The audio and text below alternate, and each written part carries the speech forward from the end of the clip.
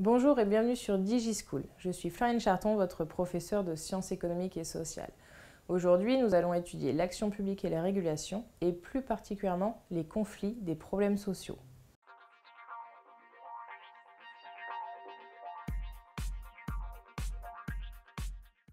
Alors, rappelez-vous que tous les phénomènes sociaux ne constituent pas en fait des problèmes de société.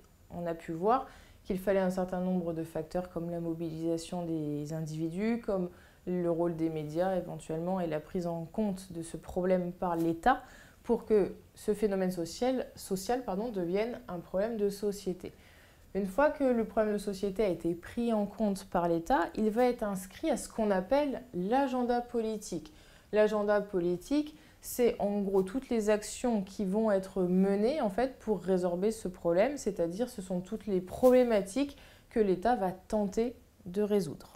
Alors, le problème, c'est qu'il existe des conflits à l'intérieur des problèmes sociaux. C'est-à-dire que même si les acteurs sont mobilisés, même si le phénomène social est vraiment un problème de société, c'est-à-dire qu'il concerne un grand nombre de la population, un grand nombre de citoyens, et que l'État est également concerné, en fait, que l'État a pris ce problème comme existant et va tenter de le solutionner, les intérêts entre les différents acteurs, entre tous ces acteurs, sont parfois divergents. C'est-à-dire qu'ils n'ont pas les mêmes objectifs et en tout cas, ils ne défendent pas forcément les mêmes causes.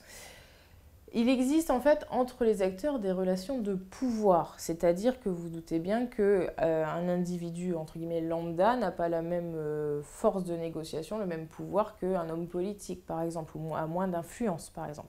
Et donc cette force de négociation qui diffère entre les individus va également engendrer des conflits puisque certains se sentiront lésés alors que d'autres seront plus confortables et seront plus à même en fait de faire aboutir le processus dans le sens qu'eux souhaitent. Finalement, lorsque on prend un problème de société, qu'on l'inscrit à l'agenda politique et que l'État se met à vouloir solutionner le problème, on s'aperçoit qu'on aboutit quand même la plupart du temps vers un compromis, c'est-à-dire qu'on est obligé de lâcher certaines de nos exigences et du coup de s'en contenter, on va dire, plutôt que vers un consensus. Consensus, je ne sais pas si vous êtes à l'aise avec ce mot-là, c'est-à-dire que tout le monde est d'accord sur le même objectif, sur la même façon de faire. Le consensus est rendu très difficile par le grand nombre d'acteurs, du coup on a plutôt tendance à être sur un compromis, c'est-à-dire que vous acceptez de libérer, on va dire, ou d'assouplir certaines de vos exigences et pour valider d'autres exigences qui vous semblent plus prioritaires.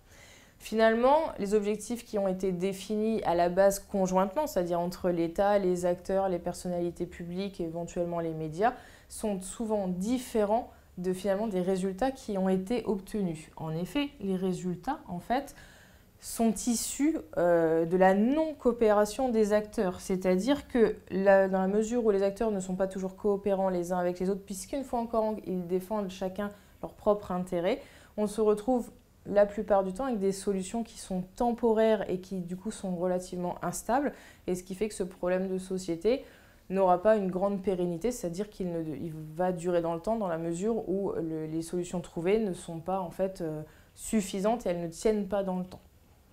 Merci d'avoir visionné cette vidéo, j'espère qu'elle vous aura été utile. N'hésitez pas à vous abonner à la chaîne et si vous avez des questions, mettez-les en commentaire. À bientôt sur DigiSchool.